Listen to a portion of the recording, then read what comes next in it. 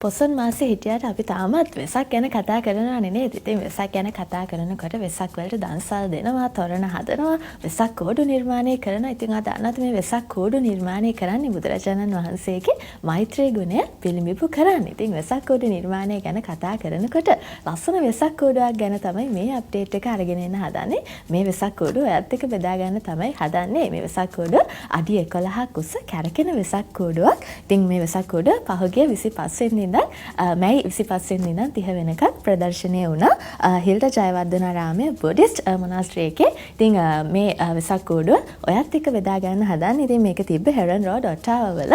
ඉතින් ඒ වෙසක් කෝඩුව ගැන තමයි ඔන්න ඔයත් එක්ක මේ බෙදා ගන්න හදන්නේ.